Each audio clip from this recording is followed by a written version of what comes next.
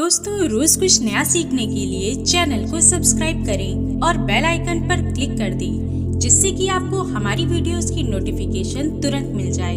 हमारा उद्देश्य है कि सबका कल्याण हो। आप भी हमारे उद्देश्य में हमारा साथ दीजिए और इस वीडियो को अपने फेसबुक और व्हाट्सएप ग्रुप पर जरूर शेयर करिए।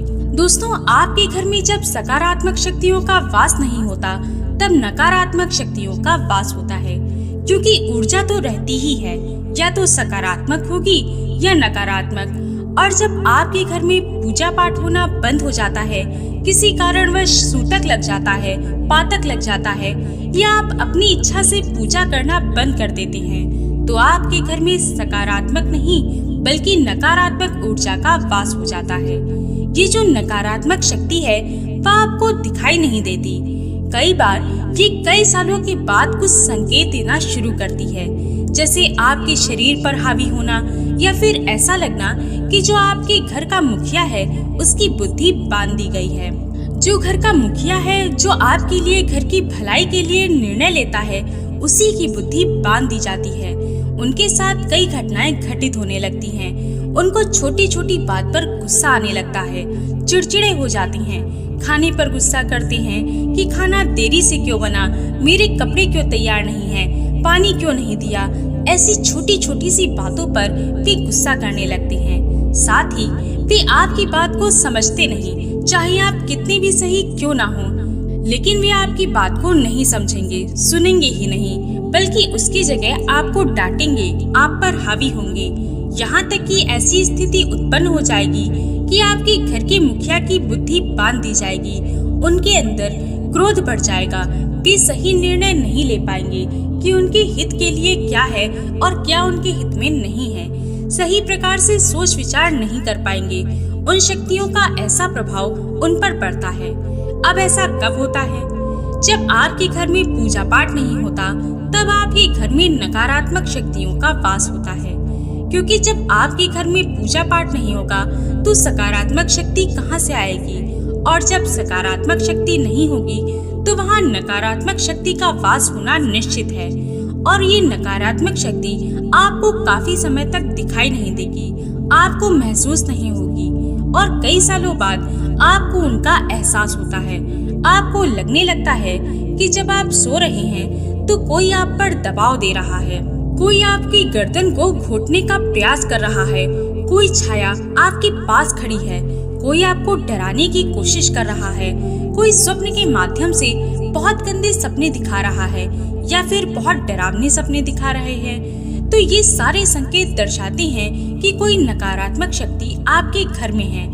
और ये जो नकारात्मक शक्ति होती है, अधिकतर सबसे पहले घर के मुखिया को पकड़ती है, क्योंकि पूरे घर की देखरेख का निर्णय वही लेते हैं, वही पैसे कमा कर लाते हैं, लालन पालन करते हैं, इसलिए वह पहले उन्हें पकड़ती है, परेशान करती है। और ये जो नकारात्मक शक्ति होती है, जब ये आपके घर में घुसती है तो आपको पता नहीं चलता, और ये आपके शरीर में रह के उन सारी चीजों का आनंद लेती है जो आप स्वयं खाते हैं। क्योंकि जो देवता होते हैं, उन्हें आप जो भोग चढ़ाते हैं, वे उसे ग्रहण नहीं करते, वे उसकी महक को ग्रहण करते हैं, उससे तृप्त होते हैं। उसी प्रकार जितनी भी शक्तियाँ होती हैं या जितनी भी योनियाँ होती हैं, वह स्वयं उसे नहीं खाते। मनुष्य के अलावा या फिर जो जानवर होते हैं, वे सब उसे खाते हैं। बाकी जो होते हैं वह उसकी सुगंध से ही तृप्त होते हैं। जिस प्रकार से नकारात्मक शक्तियाँ दुर्गंध की तरफ खींचती हैं, उसी प्रकार से सकारात्मक शक्तियाँ सुगंध की तरफ खींचती हैं। क्योंकि जब देवी देवता को आप किसी चीज का भोग लगाते हैं, तब वे उसकी सुगंध से ही तृप्त हो जाते हैं। जब नकारात्मक शक्तियाँ आ जाती हैं, कुछ गंदी भी शक्तियाँ होती हैं, और जब ये गंदी शक्तियाँ आ जाती हैं, तो आपकी ये जो पंक्त शक्तियाँ हैं, वह इनसे नहीं लड़ती, न ही इनके पास जाती हैं। हालांकि ऐसा नहीं है कि वे आपकी रक्षा नहीं करती, वे कोई न कोई ऐसा उपाय जरूर ढूंढ लेती हैं जिससे वे आपकी रक्षा कर सके।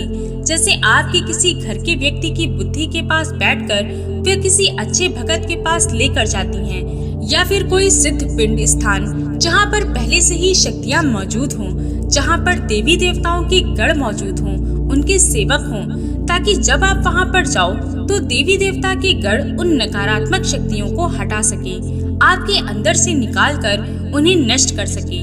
तो इस तरह से वे पवित्र शक्तियाँ जो आपके घर में वास करती हैं, वे यह कार्य करती हैं। साथ ही जो नकारात्मक शक्तियाँ होती हैं, वह किन घरों में जाती हैं, किन घरों में वास करती हैं। तो अधिकतर जिन घरों में पूजा पाठ नहीं होता, वहाँ पर नकारात्मक शक्तियों का वास होता है। जिन घरों में तामसिक चीजों का प्रयोग होता हो, शराब का प्रयोग होता है, जिन घरों में झूठे बर्तन रख दिए जाते हों, उन घरों में सबसे ज्यादा नकारात्मक शक्ति प्रवेश करती है। जिन घरों में सुबह की झाड़ू नहीं लगती, लोग देर से उठते हैं, जो गृहिणी देर तक सोती रहती है, उन घरों में सदैव नकारात्मक ऊर्जा का वास होता है। उस घर में ना तो कभी सकारात्मक ऊर्जा का वास हो सकता है और न ही बरकत। हम सब अपनी इन खराब आदतों के कारण उन नकारात्मक शक्तियों को आमंत्रित करते हैं।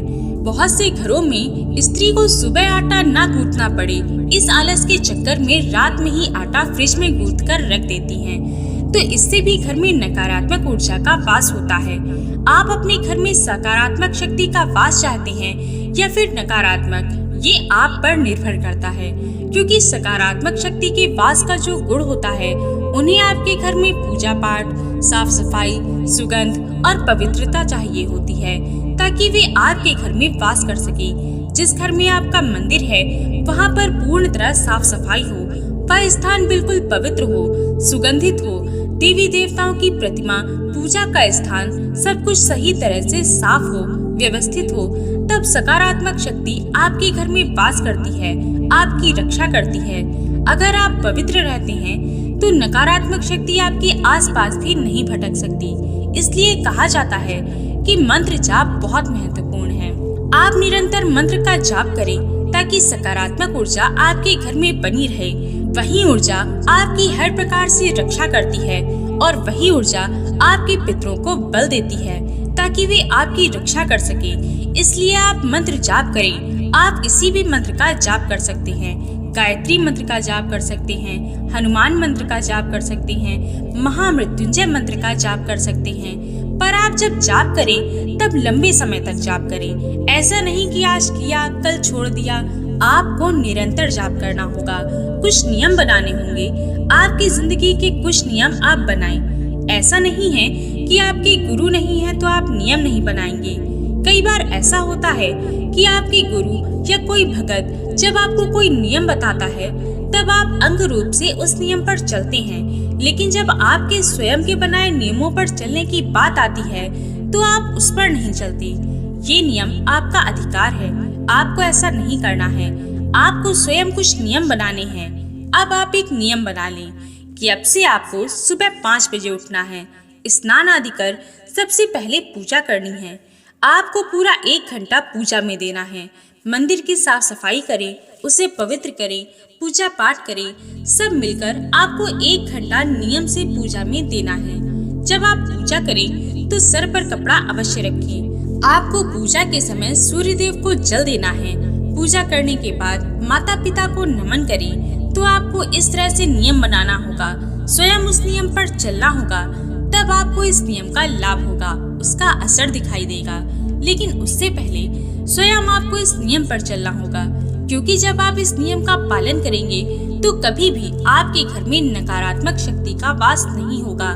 सदैव सकारात्मक शक्ति आपके घर में वास करेगी। तो आप भी इन बातों का ध्यान अवश्य रखें और इनका पालन करें। आशा है कि ये वीडियो आपको पसंद आई होगी। और भी जानकारी के लिए स्क्रीन पर दिखने वाली वीडियोस को एक बार अवश्य देखें। जय श्री कृष्ण।